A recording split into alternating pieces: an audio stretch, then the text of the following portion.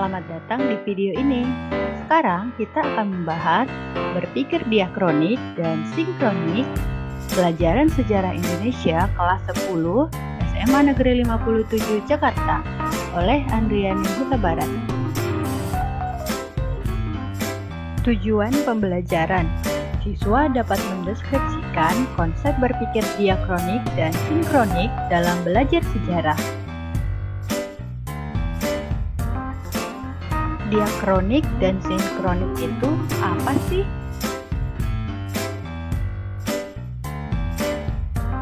Diakronik berasal dari bahasa Latin, dia dan kronik. Dia artinya melintas atau melalui, kronik artinya waktu.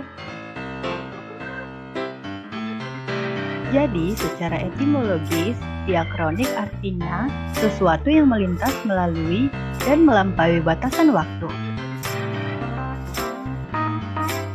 Model diakronik lebih mengutamakan dimensi waktu dengan sedikit memperhatikan keluasan ruang. Diakronik sering dihubungkan dengan kronologi karena sama-sama mempelajari suatu sejarah dengan teratur berdasarkan waktu kejadiannya dan tidak acak-acakan, sehingga kronologi suatu kejadian sejarah dapat diketahui secara berurutan. Konsep berpikir diakronik memandang kejadian dalam masyarakat sebagai suatu yang memiliki hubungan sebab akibat, mempelajari kehidupan di masyarakat secara memanjang dan memiliki dimensi waktu. Ketiga, dapat menguraikan proses perubahan peristiwa yang terus terjadi dari waktu ke waktu. Ciri-ciri diakronik: mempelajari sejarah seiring berlalunya waktu, sering digunakan pada ilmu sejarah, cakupan kajiannya sangat luas. Kajiannya bersifat historis. Kajiannya memanjang dan memiliki dimensi waktu, mementingkan proses saat terjadinya peristiwa, dan sifatnya dinamis. Contoh topik sejarah model diakronik. Yang pertama, kronologi pertempuran Ambarawa. Yang kedua, kronologi pertempuran 5 hari di Semarang. Yang ketiga, perang di Ponegoro. Dan yang keempat, Perang Padri. Sinkronik berasal dari bahasa Yunani yaitu sign dan kronik. Sid artinya dengan dan kronik artinya waktu.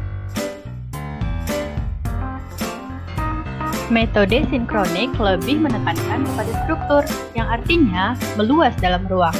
Jadi dapat diartikan sinkronik adalah cara berpikir dalam mempelajari struktur suatu peristiwa sejarah dalam kurun waktu tertentu atau peristiwa yang terjadi pada suatu masa.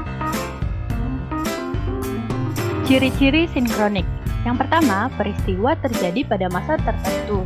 Yang kedua, fokus pada pola, gejala, dan karakter. Yang ketiga, tidak mempunyai konsep perbandingan.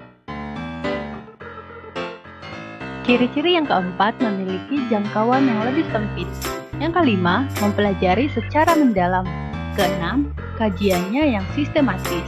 Dan yang ketujuh, sifatnya horizontal.